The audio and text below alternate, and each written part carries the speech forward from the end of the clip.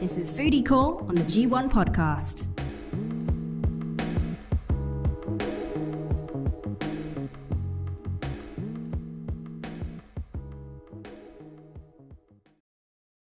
All right, James Yu, Windy City Pizza. Thomas, private executive chef for the U.S. ambassador. Chuck from Cali Kitchen. Wow, guys, sound more excited. This is GP here, and I'm the dumb man in the room. This table of culinary, food blogging experts, also chefs, business owners. Our round table here, we're doing Foodie Call, and the topic of the week is etiquette. I don't, you know what, just right off the back, I don't think we're the best people to talk to about etiquette because I actually know, we all know each other personally and we are quite rude. The group chat is very uncensored, right? We're going to keep it to food, and we all have a lot to say here, and we're framing it within the context of course, international standards and the way the world is turning. New factors are coming into play every day, such as tech. We'll get to that in a moment. But since we are here in Korea, we're going to be starting off with eating habits that might be unique to Korea.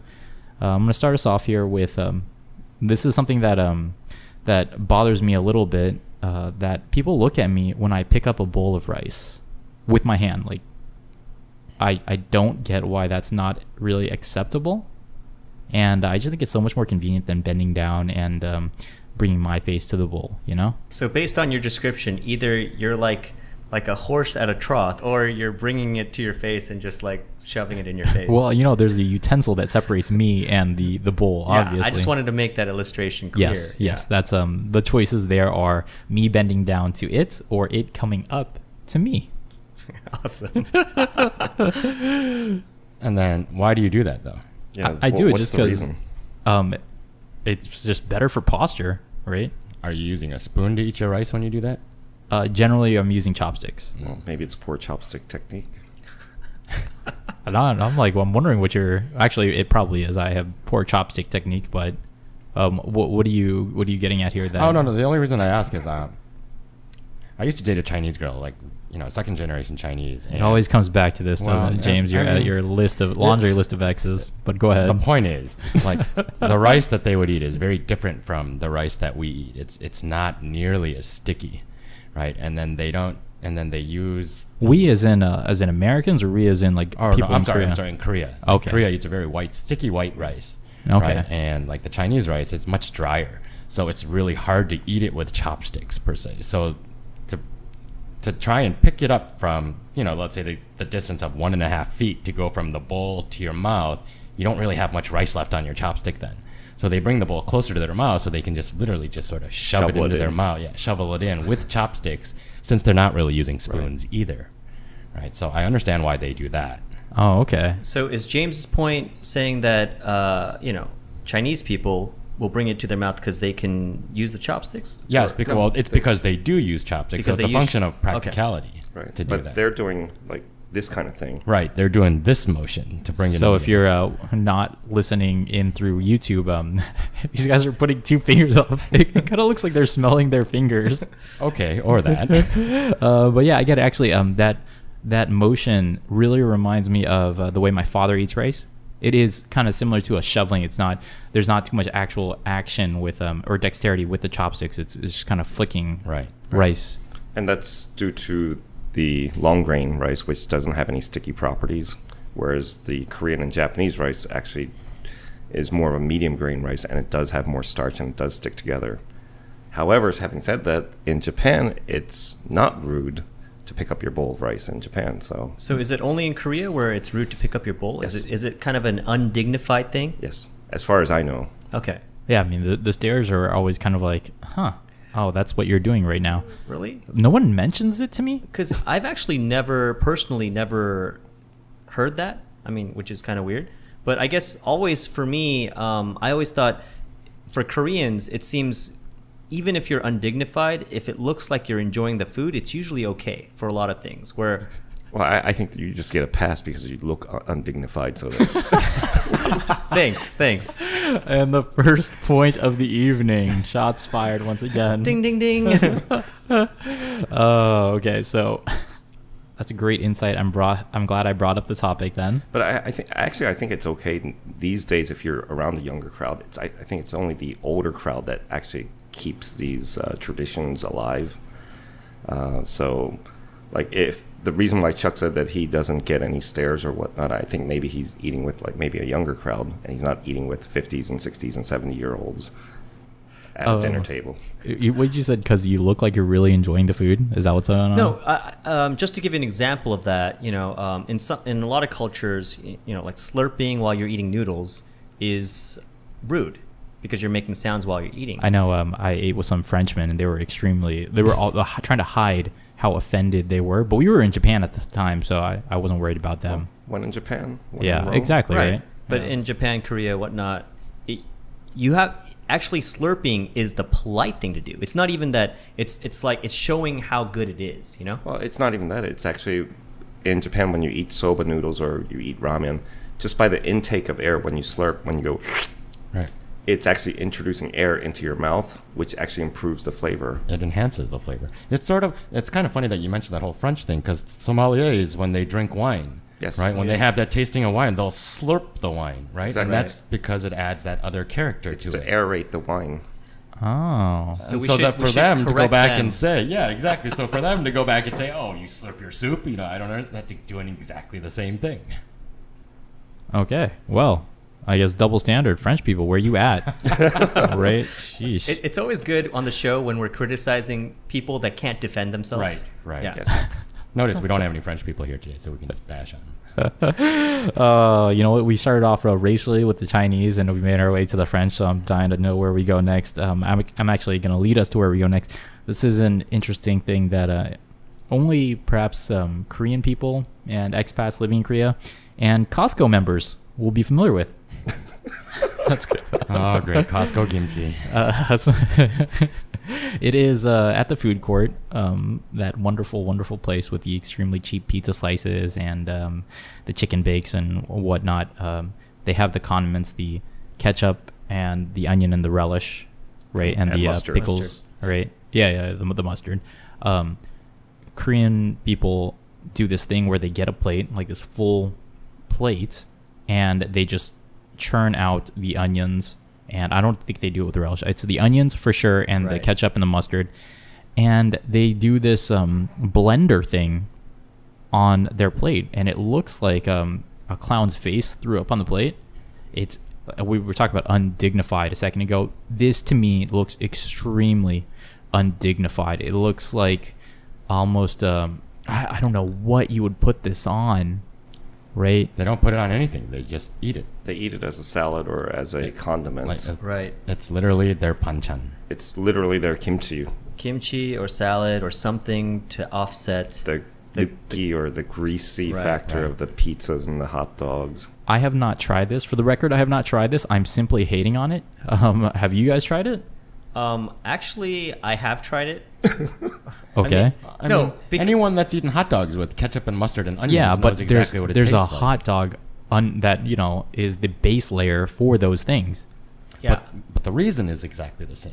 No, but I disagree a little bit in the sense that it is a very different thing to like have kimchi fried rice, and it's another thing to have like rice and then just have like a more kimchi than rice on the side of it and just pummeling it into your mouth. That's kind of what, because if you see the pizzas they have a slice of pizza, and sometimes they have literally a mountain of this, and I'm like, Yeah. why do you have a whole plate of it? For me, it's not even the fact that they're doing it. It's because in the States, actually, so in very Korean dense areas such as Fullerton or Irvine, The whole SoCal area almost. in Southern California, the Koreans that immigrate to these areas, they're doing this at the Costco's there. But, people are like, what are they doing? But it's crazy because when I saw them doing it in the States, I was like, dude, this is crazy. Is this like a new thing? I didn't even know that happened. And then when I came to Korea, everybody was doing it, so I was the weird one now, right? So it was kind of a weird thing, but the problem I have with it is how greedy it seems, in the sense of I've seen people get way too much and throw most of it away. In the sense of Like Yeah, I've that is seen, wasteful. I've seen people like bring a plastic bag Yes. and fill up like Jack in the Box are you of serious? filling up Yes. the onions, and it's like And they take the onions home with them. Yeah. But what the hell are they going to do with it? I don't know, but I've It goes really bad. watched Ajamas bring bags of onions and then put them in their purse. I'm I like, mean, no. if I did it, I would be making French onion soup at home with it. But what are these people doing with it? But I think that's also partially maybe why you don't see as many soft drink, like all you can drink Yep. soft drinks or Yeah. things like that, because Koreans are kind of known to take advantage of situations almost to the point where you're like, okay, we're going to change the rules now. Sure. Yeah, that's not exclusive to Koreans by any means. I think it's just maybe it's like a first generation thing where the company is foreign and they come in and they're the company is in the sense here first generation. But also I know like my mother and my father did this a lot. So growing up, we had like a mountain. We never bought napkins. Like we have a mountain of whatever fast food chain I felt like eating that week of their napkins, and it was just like I never thought about it. But then in high school, I was like, this is a little bit embarrassing. Why do you keep taking so much? There's no way we are filthy enough eaters to use the amount that you've stolen, But right? it's not even the napkins. It's also the ketchup packets and the mustard packets that if you go to McDonald's. And one thing I actually noticed here in Korea, speaking of those packets, is when I ate at McDonald's in the U.S. and you get like a 20-piece McNugget, and they give you whatever number of sauces you want. The first time I came here to Korea and actually ordered 20-piece, and they gave me 2 sauce packets, and I asked for 2 more, and they actually wanted to charge me for it. And I think that goes back to the ideal here where everything is wasted. You take as much as you can get away with, and it's the same thing at buffets. You go to buffets and people are like mounding their plates with like 6 inches high of food. What the hell are you eating at that point? But I think with at least buffets, the business model is built with that in Sure, mind, absolutely. right? And it's not a communal good; it's everyone's paying for it. And chances are you're not going to be able to eat like that much anyway. You're not Sure. going to throw away so much.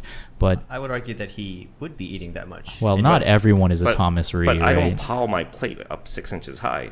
So you're saying So because it's visually okay. No, but they all eat half of it and then they'll throw away the rest of it. Yeah. So they pile on more than they can actually eat or want to eat. That's by far worse than taking an economy, because that's actually just food, Right. animals that have died, food that could be going towards something else. We're just lowering the general cost of the Sure, buffet for absolutely, everybody, absolutely. right? Instead of building that waste. But I'm glad you talked about the buffet and the waste of food, because that brings us to our next point: finishing your food, right? And not just finishing your own food. This is Korea. We eat communally all the time, which is, it's kind of an adjustment for me, because sometimes I like to eat alone. I actually like that a lot.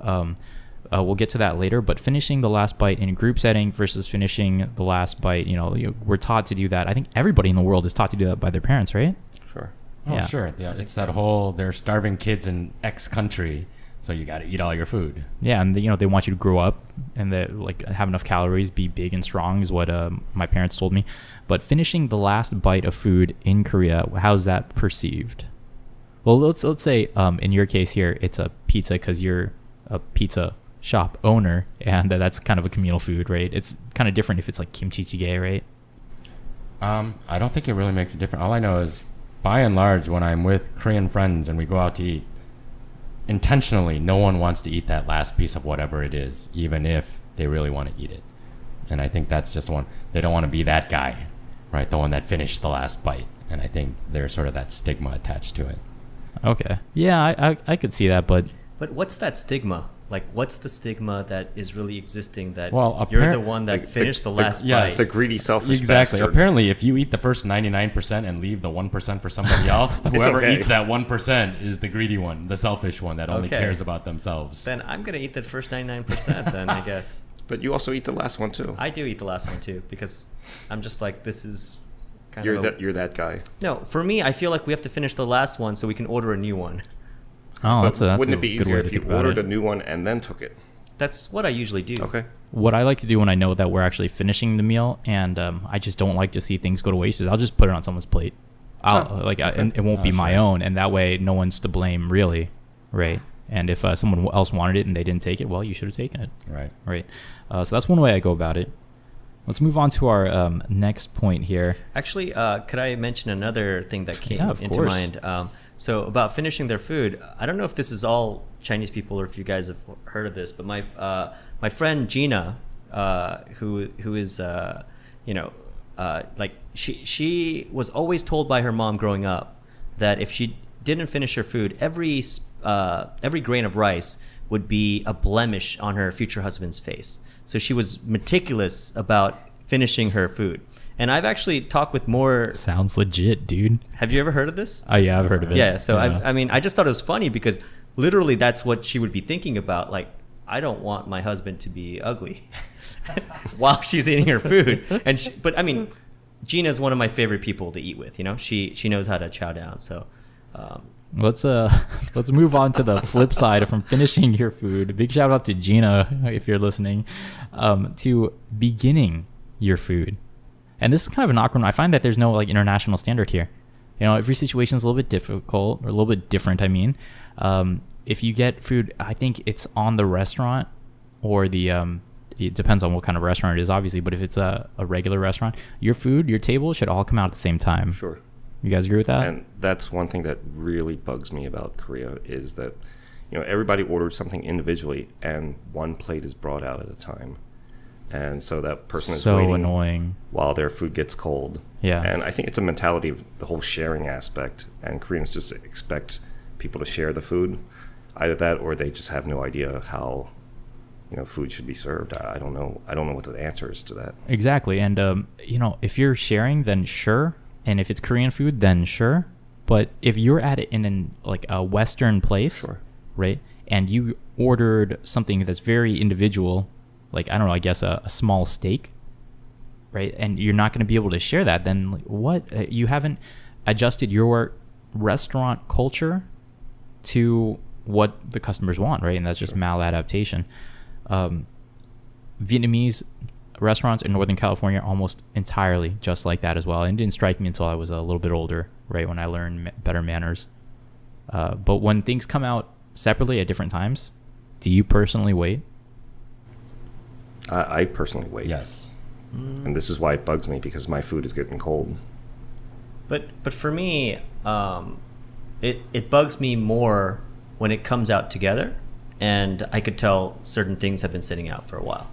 Oh, yeah, that's another point. Do you know right? what I'm saying? Yeah. Because at least if certain things do come out, like for instance, let's say some things come out that could be shared, right? Like some things are for the entire table.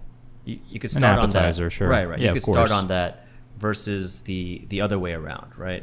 Yeah, that makes sense. Like, if you can tell that it's when you get it and it's cold, and you're like, all right, it's been sitting out a while, they just waited to serve it to me, then that's a whole different thing altogether. Okay. I mean, but are we talking about like entrees coming out at the same time and not eating, or are we talking about like Entrees.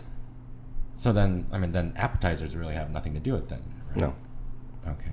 So if all four of us went to a restaurant, we all order individual dishes, individual entrees, and they all come out at different times. and yours came out before anyone else's.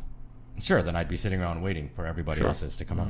I always pretend that my food is, regardless of what order it's coming out, I pretend like it is the last dish. Like it came out with whoever's last. So if I get it last, or if let's say we're eating together, right, and mine's comes out first and Chuck's comes out last, I pretend that mine came out with Chuck, and I just disregard it completely.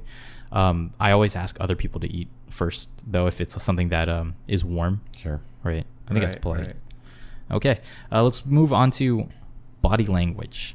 This is one that I feel particularly strong about. So if you guys are tuning in via YouTube, you'll notice that James sits a very distinct way. We call it, what do we call it? The James, it's a lean, sort of? It's a recline. It's the James U. Recline. The James U recline. Okay. Where he's sitting one leg over the other, and he's very loungy, right? Actually, I think he copied this from Luther Vandross. Isn't it Luther Vandross, or is it Vandross? It's Vandross. Luther Vandross. It's James. I met the guy, Doesn't so matter. He's You're like, laying that down. I'm Luther Vandross. That's what he said. Okay. All right, ladies and gentlemen, it's Luther Vandross. It's James U with his recline. Is it rude to be sitting at an angle off the table? I know that I kind of got some stares in the office if I'm sitting that way, but it's not dining, right? I think people have too much time on their hands when they're worried about stuff like that. Then No, but I think I don't know if you guys have ever been scolded for that, but it's like, if you're sitting at a table, you can't put your feet, or like even if it's not at a table, a lot of Koreans, they sit on the floor, and God, that bugs me. yeah, but you can't like lift your foot up or whatever, That bugs me. sitting on the floor, or what do you mean? Or lifting their foot up. Whether they're sitting on the floor, whether they're sitting at a chair, Right, if they do this right, kind of thing, right. I can't do bugs it you? because I'm getting old. But But Where so it they bugs you lift if the people leg aren't up. sitting Indian style, basically, is what you're saying. No. Cross-legged. no, when they lift one leg up, right. Like kind of like they're exposing their crotch to you. exactly. Yeah. But They're how is not, that different from him? Like If we're sitting James. across the table, all you're looking at is a leg. You're not seeing the crotch. But it's like spreading your legs at, It is. at the dinner table. Spreading your legs. All I know is out it's as- very uncomfortable for me to sit long periods of time like that. For me, I can't do it either. But I can't sit cross-legged either, but I know that you're supposed to, and at some point I have to extend my legs and actually stretch out. sure, I mean, But you feel awkward doing it. And if someone's across from you, there isn't the room to extend. So I'll just lift the knee up. but what's the excuse then when they do it sitting on a chair and they lift the leg up? I think that's a little bit weird. I didn't know that you had to do that. I mean, because at that point, there's not really the physical. It's really like a for me, pojang it's- matcha culture. Yeah, for me, you it's know, a function of comfort or it's one of these comfort things. pain. You're right. It's like the Korean ajashi. It's like an armrest for them. Yeah, it is. But I It's feel the like Captain James is Morgan. getting there. He's on the recline, and eventually he's gonna end up. I feel like James is at a point in his life where if he was going to end up there, he would have gotten there by now. Probably. Okay, so that's how we feel about this leg thing. It is, I think, I would love to have like a hardcore, like just an ajoshi weigh in and defend like why they sit this way. I don't think there would be an actual defense, because a lot of those ajashis, you know what they also do? They touch their feet, Oh yeah, yeah, and that's gross. you're like, don't do that. But it's like for them, it's like there is no good defense for that. right. I sometimes see like people picking their feet or Oh, their man. toes in Yeah. a restaurant. Yeah, right before the communal buffet, nothing Exactly. better. Absolutely disgusting. The one big thing that, so I've never really had to deal with like leg raising in other countries, but the one big thing that you do have to deal with in all countries, I feel like, is chewing with your mouth open, right? And a lot of my time spent in Korea has been dealing with children because I used to be an elementary school teacher, and that would actually creep me out. And a lot of adults do it here, especially I want to say older males, Okay. right? Or do you have an explanation for me? Does it make your food taste better? Does the intake of air make your food taste better, Thomas? No. In that instance where you're chewing with your mouth open, I don't think it makes a difference. But however, chewing with your mouth closed is more of a Western mannerism, I guess. But in a lot of Asian countries, actually, a lot of Asians do chew with their mouth open, and I think it's a cultural difference. So, Chinese people are known to do that. Japanese people are known to do that. Korean people are definitely known to do that, especially the older generation. So it's on me that if I'm offended, that's my problem. Right. Pretty so much. if you're in Korea, I guess, can I really fault them for that? I mean, Yeah. All right, I'll give it to you. but however, having said that, the only thing that I do not particularly like is when people chew with their mouth open and there's foods flying out of it. Right. Yeah, that's absolutely That's disgusting. That's a little gross, and that yeah. goes beyond, acceptance. I don't get that very often, but when people are inebriated, then obviously that plays a big factor there. Let's talk about inebriation a little bit. Drinking etiquette. Now, there's things that you get inundated with your first week in Korea, your first day in Korea, even like, you pour other people's drink, you receive with two hands. That's just polite, right? You guys have any real gripes with that? I don't like when people feel compelled to put their hand on my glass when I'm pouring my own drink, but I do understand that they're being what they consider polite. I consider them to be overly polite, but that's fine. I'm not, by no means am I offended by that. Any of the drinking etiquettes that you don't like to observe here? I mean, for me, I don't know if drinking culture or drinking etiquette is actually about being polite. I think it's about like creating random rules to make people drink more and kind of keep people in line to that drinking. Actually, do you guys actually know the whole reasoning behind, the two-handed pouring and two-handed receiving? Like the You have a big fun long fact? sleeves and- It was because of the wardrobe. right. Back then when they had the long sleeves and it was dangling down, so they had to pull it back. Oh, really? That's where the two-handed thing came from. So it's like a thing of, like class and things like that. I mean, it was a very functional thing. It was a functional aspect of it, okay. which later became a mannerism or a manner thing. So I never really had too much of a problem with that. Actually, I never had a problem with that. I thought it was just kind of charming and polite. I don't like the idea that if your soju, it's usually soju, if your glass isn't full, they will make it full, right? Or it's not proper to have an empty glass. it's actually not proper to have an empty glass, but at the same time, it would be impolite to actually pour you a new glass when you haven't finished. Ah, okay. So you have to really walk a line here. So basically, they would actually tell you to take one shot and finish your soju, and then they would pour you a new one. But it's impolite to actually pour when you've already have soju inside. Okay, well, I'm just drinking with heathens then that want to get me messed up. I think so. Yeah. I teased a little bit earlier. We were talking about tech and how things have changed. You know, we all have phones on the table right now, but the difference is we're not eating. We're actually looking at the notes that we prepared. We do prepare for this podcast, ladies and gentlemen. Foodie Call is well prepared. So the tech aspect of it, I always, especially if we're going somewhere that is a little bit on the fancier end or a little bit more trendy, I always make sure not to touch my food when it comes out, and I say, okay, would anybody like to take a picture? Right? And then usually that's the invite that everybody kind of gets their cameras out. A group of friends and we actually developed this tradition. Every time we get together, one of us will take the picture, one of us will take a picture of us taking the picture, and the rest of us will use our flashes to illuminate. Wow. It's an absurd tradition, but we love it. Right? Okay. But yeah, taking a picture before actually enjoying the meal, is that rude to you guys, or is it just kind of part of being a human in 2016? I think it depends on the circumstances. Like what? Give me an example of If you're just out with no-go. If you're just out with friends, I think it's perfectly fine, especially if all your friends are basically foodie friends. But let's say, for example, you're out on a date, or you're out with elders, or the ambassador. And you're sitting there doing, this.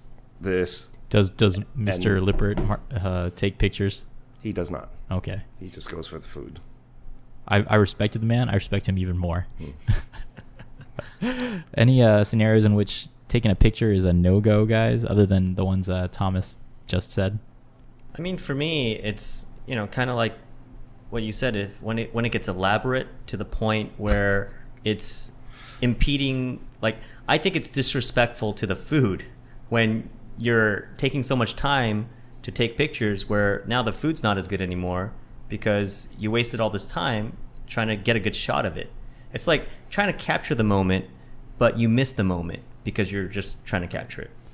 Especially if you're paying a lot, or you're at a very, very fine dining restaurant where it should be about the experience, it should be about the food, and it should not be about capturing the moment.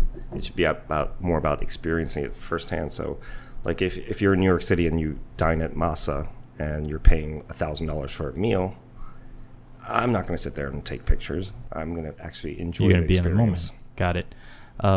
I was thinking also that some people are visibly disappointed when people have started eating their food that they were going to take a picture of. So, for example, like this, let's say that I just got a dish, right? And wow, it was the last dish out there. It's all good. I'm going to bite in, or I'm going to remove a fry and insert it into my mouth. And James is like, oh, I was going to take a picture of that, right? I don't think that's okay. That's not okay to be angry at someone else for having started their food, right? Absolutely not. Typical James behavior, though. Wow. Thank you. I love this place. Okay, and something that a lot of foreigners including myself, found kind of startling is that you can't eat alone. Like, I don't know if it's offensive to try or just straight up like you can't do it. It's not a possibility. What do you mean? Like sometimes going to a restaurant and eating alone is just not okay. So there's places where it's okay. You mean they won't seat you because you're alone? Yeah, like you just there's types of food you just can't do. Like you can't do barbecue, is it right? because of the person that's dining, or is it because of the restaurant saying no? It's because of the culture. Like, it is weird to go to a barbecue place and eat by yourself. Well, it might be weird, but who's saying no to this? The person actually dining, or the restaurant is not refusing I've service? heard of restaurants saying like, oh, you have to not explicitly refusing service, but saying, oh, the minimum order is 2 orders. Sure. All right. But I think some of that, at least for a barbecue restaurant, is because that's the cost of like eating there. So I mean, you have to order 2 in order to make sense for them to start up the grill or whatever, bring the charcoal out. But I do agree with you in the sense that I think in Korea it is weird to eat alone, in the sense of it is more taboo. I wouldn't say it's more like, I would say it's more taboo in the sense that I think people look at that as like, oh, you know, why would you come to a restaurant? But it to all eat boils alone? down to insecurity issues Right. with the diner. I mean, I eat alone quite a bit, and I have absolutely no problems. It's not just insecurity issues with the person who is dining, it is the other diners. So I know that when sometimes I've seen newer foreigners go to restaurants where usually you would dine in a group, and then the usually Koreans would look at this person kind of like with a stare like, oh, he must not really get what the deal is. And actually, I feel like foreigners who've lived here a longer time, when they see other foreigners do that, normally it wouldn't strike them as strange. But since we've lived here for so long, it has now become strange. I mean, I can vibe with that a little bit, because I've actually had people, who are Korean, who are friends, that I'm like, hey, just come by the restaurant, grab a bite to eat. They're like, it would be weird if I came alone. They'll say that, and for me, I'm just like, no, actually, I tell them, we have a big table in the front. A lot of people come alone, and we kind of, talk to them, and everybody kind of, talks to each other. So it's kind of a, like, I told them it's American. I tell them it's American style. Don't worry about it, So Does that work? No, yeah. So they'll come alone, and they'll kind of understand that, even though it's beyond what they're used to or comfortable with, that they could just, sit alone or, talk with someone next to them. I don't find that to be only a Korean thing, though. I mean, I eat out alone all the time. Right. A lot of times I prefer it, just because there are certain times where I just want to be selfish, right? I don't want to wait for someone to have to try and come out to eat. I just want to be able to eat when I want to eat and go where I want to go. So I'll go out and eat. And a lot of times it helps me just sort of focus on the food more so than having to focus on the company per se. Right. Right. So I've eaten at, I'll go to burger places alone. I'll go to very nice dining places alone, and I'll enjoy the meal, and I'll talk to the chef, or I'll just talk to whoever is there. And I enjoy the experience much more than, let's say, if I had to go with someone, or I don't enjoy it any less. But the whole eating alone or going to the movies alone or doing stuff like that, I don't find that to be only a Korean thing. I've run into a lot of foreigners that are like, I've never not eaten with somebody, and they're weirded out by the whole concept of I that. have met people who've told me like, I don't like to eat alone, even in the States. Right. Yeah. Right. But I think there is something unique about Korea, at least a little bit, in the sense that a lot of things are, it's such a homogenous society where they look at you if you're like, oh, why would you be eating alone? Or they kind of like look at you a certain way. Well, but I also think it's the whatever you're eating Right. That has a lot to do with it. dictates Yeah, that does. how strange people But look at you. I guess like what my argument would be is like in Japan, things by design sometimes they are like they're designed you can eat alone. There are booths where you can Stalls. eat alone. But in Korea, you don't see that as much, where things are designed for people to eat alone. It's more like you're eating here with somebody or not. Actually, really enjoyed that about the last time I was in Japan, was that there was a sushi place and there was no chairs there. You just had to stand up, and when you were done, you got out, and I don't know, it was kind of cool, right? Let's move on to another facet of eating alone and this culture that's risen up around eating alone, or the backlash to this culture, mokbang, right? Which means eating and broadcast in Korean, right? Mokda and bangsong. I've asked so many people, what's up with this? How can people actually make a living eating 7,000 calories, binge eating it is binge eating for 3 hours, Sure. chatting, and pretty much live streaming their food. I don't get it. And people have explained to me that it comes from a place of like, oh, you're like, you have this terimanjok, this vicarious satisfaction. And I'm like, do you? Do you guys? When you guys watch other people eat and they're like interacting with you, do you feel? I personally don't. I mean, I don't have to live vicariously through others, especially when it comes to eating, because I do it myself in my own life. So I would argue that people vicariously live through you. Yeah, that So- could be seen that way, right? But I was to say, your mukbang is basically that food group right now. Hey, look at me eat. Look how much I've been eating. And everybody else that hasn't been able to eat there is all like, oh, wow, I wish I were there. I wish I were there. Oh, man. It's funny that he's criticizing it. Right, But he's the one on the other But end he's of a it. walking mukbang. actually, I'm not criticizing what they're doing. Right. You're kind But of I'm saying criticizing. that I don't have to watch this. Right. You don't have the need to watch, but it's like saying That's because you're the eater. yeah, it's like you're the star of a reality TV show, and you're like I don't have to watch reality TV. Yeah, because you're on the TV all the time. actually, yeah, I barely listen to radio ever, or I do listen to podcasts, right? Anyway, so we don't have anyone here who actually enjoys watching mukbang. No, I don't enjoy it. I've actually watched a few of them. Uh-huh. Oh, you have? Okay. I have. And a few of them are pretty disgusting. But there's a few that actually will eat the same amount of food, and they actually come across as Same amount of food as you eat, or as the other people who I find disgusting. oh, okay. But some of them, because of their personality or because of whatnot, I find them amusing. So it's less about the food, more about the personality. I can get behind that think idea. so. Like, from what I understand, I've never watched any, but from what I've read, it seems like a lot of the viewers are either on diets, and so they sort of eat vicariously through them, or there are a lot of like elder, like senior citizens that sort of miss their grandkids, or they miss feeding somebody, right? And so to be able to watch somebody else just sort of stuff their face, it brings them a little bit of comfort, I suppose. This has gone down a dark path. It's not a dark path. No, It's just I don't think it's dark either. But I think it fulfills I think it fulfills a need that they're sort of missing. like for me, don't you guys find satisfaction like eating with people who eat well? Yes. Right? And for me, I think that's kind of linked to that as well, where it's like if I see someone enjoying their food, like I think that makes me happy, in the sense of like, so I'm just going to tell you guys something that's on my bucket list. I would love to be in a food eating commercial someday. Like, where I feel like, when you eat something and you make it look good, someone's like, dude, I want some of that. I think that's a cool thing because people It's are hard to pull off. People are resonating with you. And they're saying, "Hey, I want some of that." It was because of your live feed on Facebook that I went to the restaurant that you were advertising. So basically, I did kind of a mini mukbang. Of course. And you enjoyed it, and it inspired you to go. Right, for the eating challenge. Sign me up when it's a donut challenge. I'm not so much into the tonkatsu. I'm into human portions of the tonkatsu. The one that you had was, I think, was like maybe over a square foot. It looked like I don't think it was over a square foot. it was occupied space. I think it was around the square foot. Yeah, it might be Yeah, right okay. under it. We veered off of etiquette a little bit, but you got our 2 cents there on mukbang. I like your explanation, Chuck. It makes it seem a lot more human to me than a circus. No, I mean, personally, I think it is very weird on many levels, but I think playing devil's advocate and trying to understand and empathize with the other side of why people might be drawn, psychologically, socially to something like this, I think, it does make sense.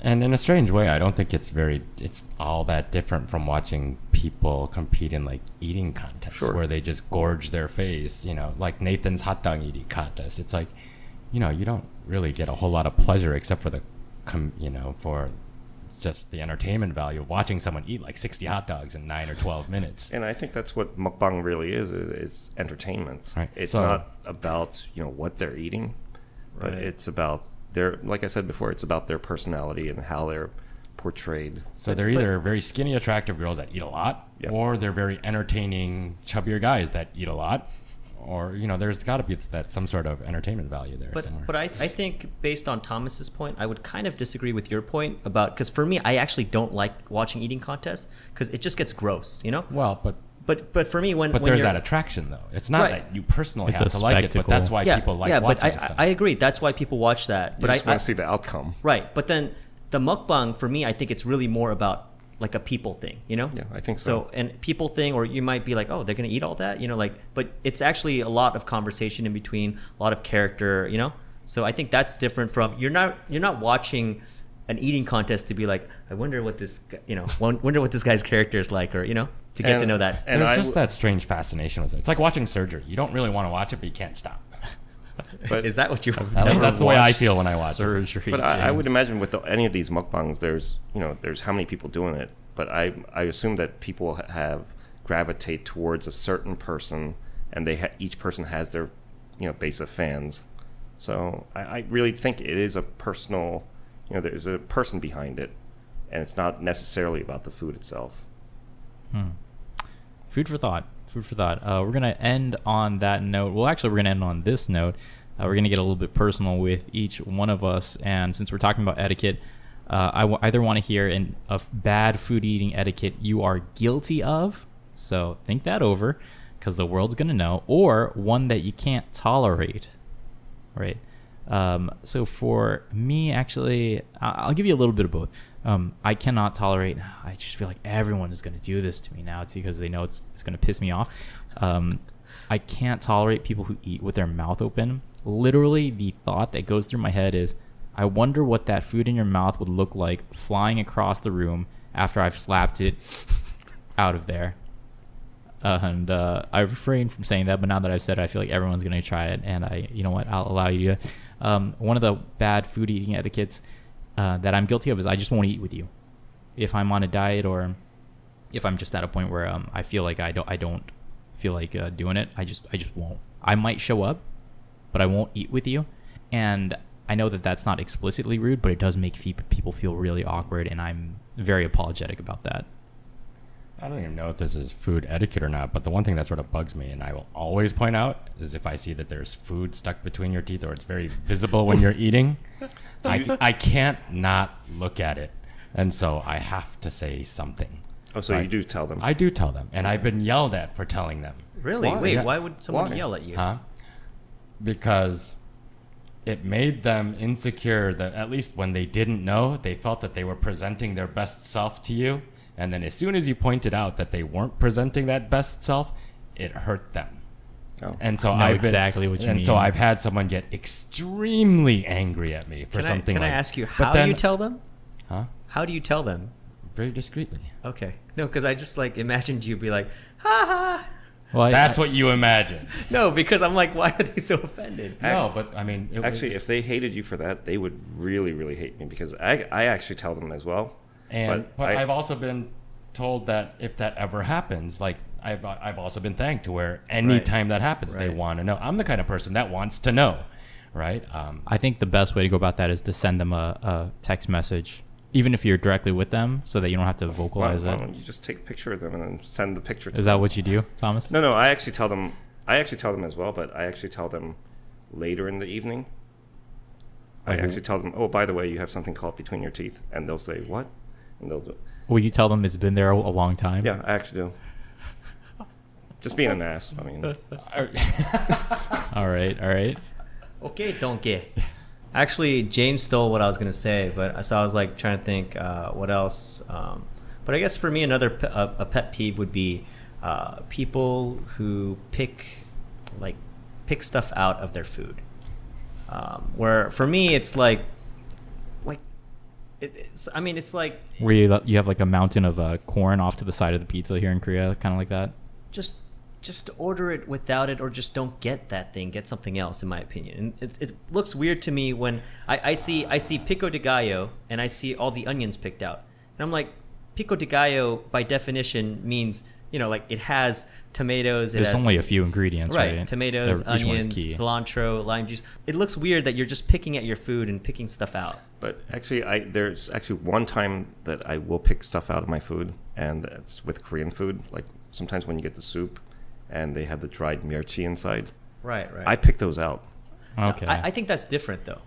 because it's not a primary ingredient. It's not like one of only three ingredients. And also ingredients. that mirchi is usually, it's not meant to be in there for consumption. Well, a lot of people eat it though. Oh, really? Yeah. I mean, A lot of old timers will eat it. right. So but a lot of restaurants will also take those out. You know, it'll just Sure. be, it's mainly for the broth. Sure, absolutely. Right, so. So are you talking about they pick it out of their own food, or you're talking about they pick it out of everybody's food? Like the communal bowl. No, they pick it No, out no, of mainly they're- their own. Yeah, mainly their own. So if right? they have their own little thing of pico de gallo and they start picking onions out, that's going to bug you, you're saying? Yeah, I mean, okay. it's like you're deconstructing something the way it was intended. I mean, Because but when I eat Chinese food with water chestnuts, I will always pick them out just because I can't deal with that texture of the crunchy texture of water chestnuts. I guess for me, it's weird when you're picking out stuff versus like just leaving it there because Like I won't pick it out of the main dish, Right. But when I take it onto my dish, they will not be touched, right? And I'll just pick them out because to me, hot food should not be that crunchy. I mean, that's literally what it is. But I thought you were talking about like out of everyone's food, like the communal bowl, because that. All right, That would be gentlemen, weird. that will do it for today's episode. Now, all of you listeners out there know exactly how to piss us off. Have a meal with us, right? It's going to be on you if you give it a try. It's going to be on you both financially and our reaction. So have a meal with us. You can actually do that. Next episode will be out in about 2 weeks after this. We're hoping to do it on alcohol, so make sure to tune in then. James. Thomas. Chuck. And I'm GP. This has been Foodie Call on the G1 podcast. If you enjoyed this, make sure to throw us a like. We have our very own Facebook page. Check us out. Thanks a lot. We'll catch you next time.